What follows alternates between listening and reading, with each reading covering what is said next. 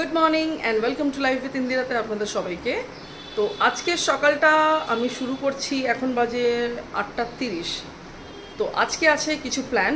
মোটামুটি ঘরের শিডিউল একটু এজেন্ডা আপনাকে বলে দিই। রান্নাবান্না সব হয়ে গেছে, ঘর ক্লিন হয়ে গেছে। তো এখন আমি করব ব্রেকফাস্ট, তারপরে করব স্নান। আজকে আমার লরিলে আছে ক্লাস। তো লাস্ট ক্লাসে আমি যেতে পারিনি, শরীরটা খুব খারাপ ছিল তাই জন্যে, বিকজ এখন আমি জিম করছি তো বডিটা পেন থাকছে। আর মাঝখানে বলে দিই 7 মান্থ আমি জিম যাইনি, কেন স্যালনের কাজে ভীষণ ব্যস্ত ছিলাম বলে আমি জিমে টাইম দিতে পারিনি, যার জন্য আমার ওয়েট পুট অন হয়ে গেছে একটু। তো এনিওয়েজ আমি এখন আবার যেহেতু নতুন করে আবার জিম স্টার্ট করলাম আফটার আ লং গ্যাপ, এই বডি পেন এখন রেগুলার বেসিস আমার থাকছে। তো এনিওয়েজ ফটাফট রেডি হবো, খাবো দাবো, তারপর আমি বেরিয়ে যাবো লরিল অফিস। হয়ে গেছি আমি রেডি। আর এই ড্রেসটা তো আপনারা নিশ্চয়ই চিনতেই পাচ্ছেন, শিলচরে পরেছিলাম আমি। তো আমার 11টা থেকে ক্লাস, উইদিন 10:30 আমাকে ওখানে রিপোর্টিং করতে হবে, না হলে ওরা আমাকে এন্ট্রি করতে দেবে না।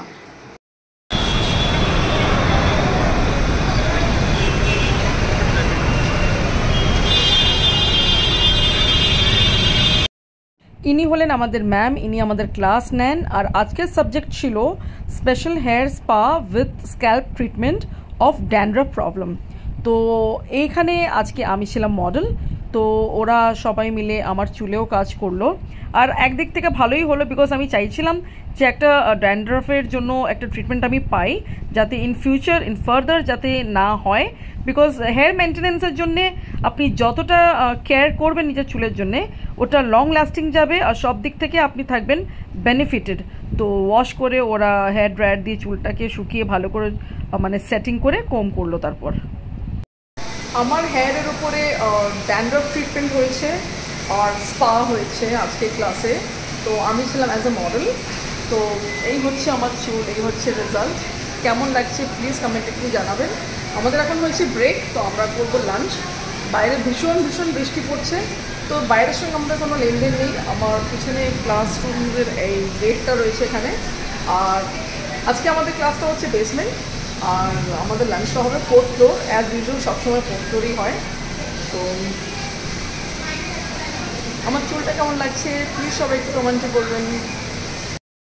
চলে এসেছি 4th ফ্লোর, এখানেই আমাদের হবে লাঞ্চ।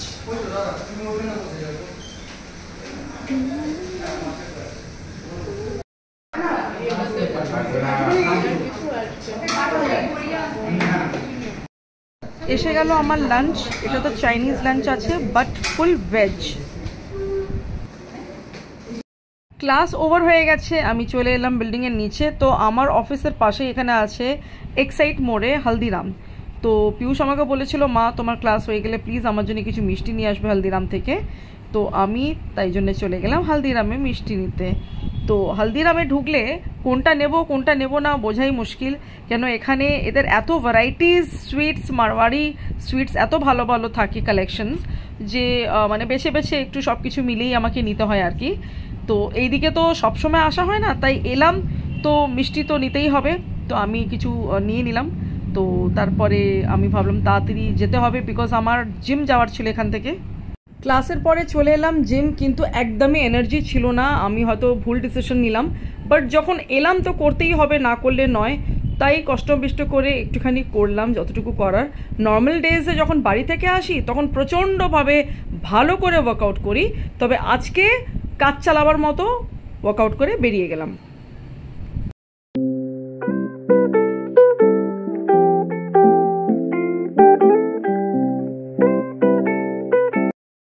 জিম হয়ে গেছে, জিম থেকে বেরিয়ে পড়লাম। ভীষণ টায়ার্ড লাগছে।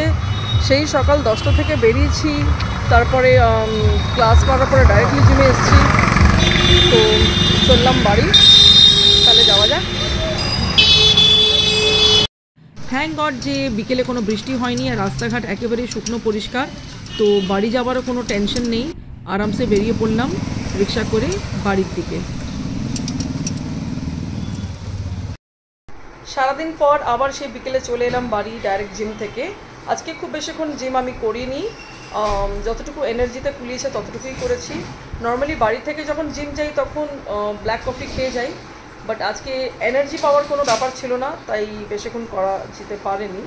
তো এখন একটু ফ্রেশন আপ হবো, কালুকে একটু আদর করবো, তারপরে করবো ডিনার।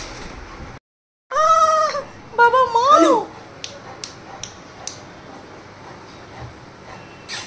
ম্যাও আছে ওখানে?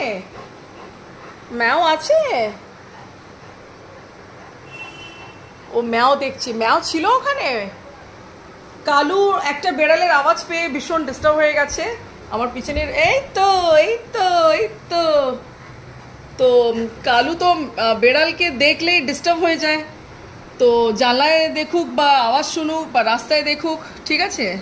ও তো ম্যাওকে বলেছি ওটা তোমার ফ্রেন্ড হয় কালু, ওটা ফ্রেন্ড হয় না কালু, ম্যাও তোমার ফ্রেন্ড হয় না, ম্যাও ফ্রেন্ড। বাড়িতে একটা বেড়াল আনবো ভাবছি, কিন্তু এর জ্বালায় সেটা আনা হবে না, বুঝতে পেরেছি আমি। এই লাইস দিদা করে মারছে, ওটাকে মারছে, দেখেছিস দেখেছিস মারছে বেবি বুদ্ধা। ওই যে জানলা দিয়ে আসবে এবার ম্যাও, ম্যাও ম্যাও আসলে তোমার বিস্কিট দেবো কালু, তোমার বিস্কিট দেবো ম্যাওকে। যা যা যা যা যা। তো এটাই হচ্ছে ওর দুষ্টুমি পানা, ঠিক আছে। ম্যাওকে বিস্কিট দেওয়া যাবে না, ম্যাওকে আদর করা যাবে না, আর ম্যাওকে বাড়িতে আনাও যাবে না। আর আমাদের গ্যারাজে যখন ও ম্যাওকে দেখে তো ভীষণ টার্গেট নিয়ে থাকে, যে এরকম মনে হয় না ওর একদিন না আমার একদিন। তো এনিওয়েজ কালুকে আমি ডিনার করিয়ে দিয়েছি, আর পিয়ুষও ডিনার করে নেবে এবার, একটু লেটে খাবে বলছে। আর আমিও এখন চিকেন স্যুপ খেয়ে নিয়েছি, আমার প্রচণ্ড খিদে পেয়েছিল, তো আমি সেটা শ্যুট করতে পারিনি, তো আমি ফটাফট করে একটুখানি স্যুপ গরম করে খেয়ে নিলাম।